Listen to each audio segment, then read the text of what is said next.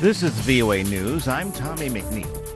AP correspondent Jackie Quinn reports that a federal judge in Virginia has sentenced former Trump campaign chairman Paul Manafort to nearly 4 years in prison for bank and tax fraud. A federal judge imposed the 47-month sentence after Paul Manafort addressed the court, saying he feels humiliated and ashamed. He says in solitary confinement, he had time to reflect on his actions and hopes to have an opportunity to show the world who he really is. Manafort was prosecuted as part of special counsel Robert Mueller's investigation, but this case is unrelated to his work for the Trump campaign. That's AP's Jackie Quinn reporting.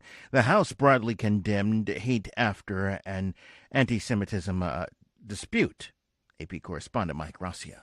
Before the vote, House Speaker Nancy Pelosi addressed recent comments from freshman Representative Ilhan Omar of Minnesota, who suggested politicians who support Israel have dual loyalties. We support Israel out of friendship, out of shared values, but also because it is in our national interest to do so. But White House Counselor Kellyanne Conway blasted Democrats for going easy on Omar. Speaker Pelosi today couldn't decide whether Omar is an anti-Semite or if she's stupid, since she said, well, she really didn't know what she was saying. She really didn't understand the import of the words. The final vote in the House was 407 to 23, passing a resolution condemning anti-Semitism and other bigotry. Mike Gracia, Washington. Chinese tech giant Huawei has sued the U.S. government, arguing the legislation Congress passed last year restricting its business in the United States is unconstitutional.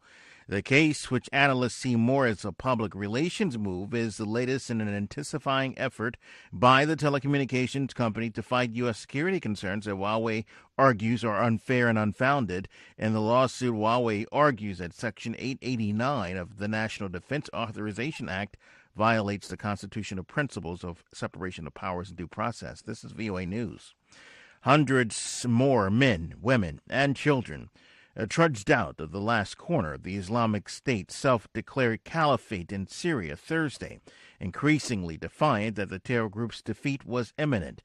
And even as Islamic State militants are losing the last of their territory in Syria, the top U.S. commander for the Middle East says they remain dangerous. AP Washington correspondent Sagar Magani. They're down to holding less than a single square mile in Syria, their physical caliphate nearly gone. But General Joe Votel says the remaining militants are defiant. Unrepentant, unbroken, and radicalized. Telling a House committee they're simply going to ground and waiting for the right time to come back.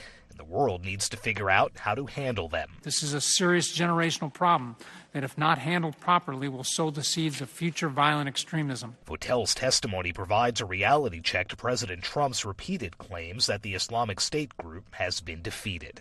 Sagar Magani at the White House. The commander of U.S. forces in Africa has cast doubt on whether the Pentagon will complete plans to cut forces in Africa by 10%. As the Department of Defense announced late last year. In November, Pentagon officials said that they would cut roughly 700 of the 7,200 U.S. troops on the African continent by June 2020. The reductions, officials said, were to optimize special operations forces that would be needed in the potential future fight against near-peer competitors like Russia or China. The International Monetary Fund called Venezuela one of the most complex situations it has ever seen. IMF spokesman Jerry Rice Thursday described Venezuela and its economy as a combination of food and nutrition crisis, hyperinflation, a destabilized exchange rate, debilitating human capital, and physical productive capacity, as well as a very complicated debt situation. Rice said that tackling the challenges is going to be taking a long time and strong resolve, and brought international support from all 189 IMF members. Civic and governmental organizations across the world are preparing to recognize and celebrate International Women's Day on Friday. International Women's Day is more than a 100-year-old celebration of women's social, economic, cultural, and political successes worldwide, while also calling for gender equality. More at voanews.com. I'm Tommy McNeil, VOA News.